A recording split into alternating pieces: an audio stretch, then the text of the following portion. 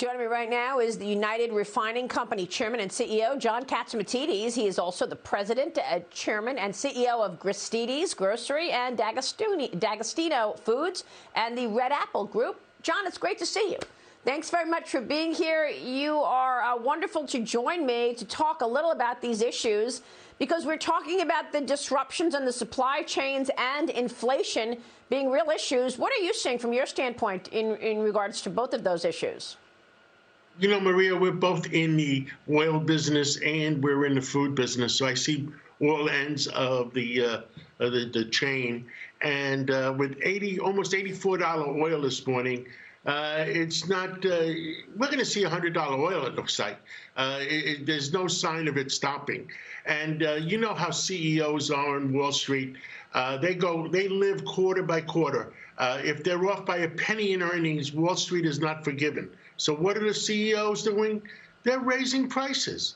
They want to be ahead of the curve. So whatever's going on, I see food prices going up tremendously.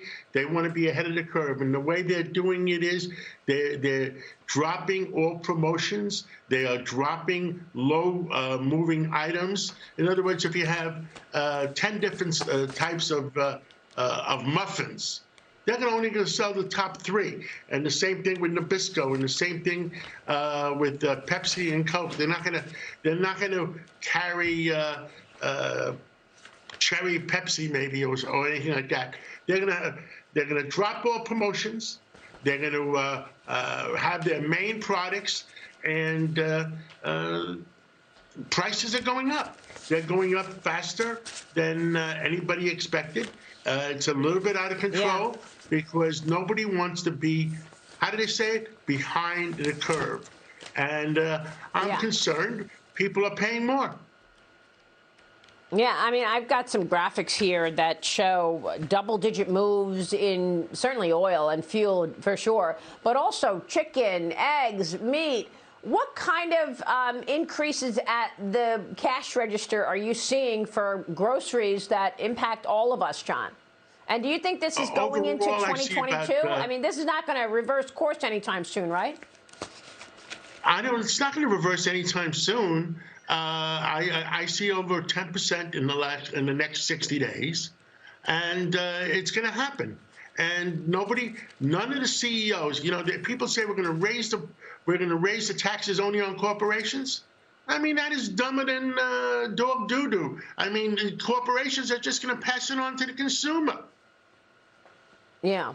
No, I know. I mean, a number of congressmen have already said to me, look, you know, they've already breached their promise that they're not going to impact anybody $400,000 in income, because they have to pay for this plan and they don't have the offsets. But I want to get back to something you said about oil, because the average price for a gallon of gasoline at $3.33 today, President Biden is scrambling to say that he wants the price lowered. He's looking for OPEC to do something and the frackers to do something. Even after, you know, in day one, when he stepped into the White House, he killed the XL pipeline.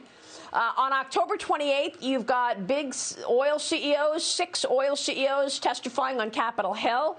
And I spoke with Ro Khanna this weekend, congressman from California. It's his committee, and he said he wants the truth.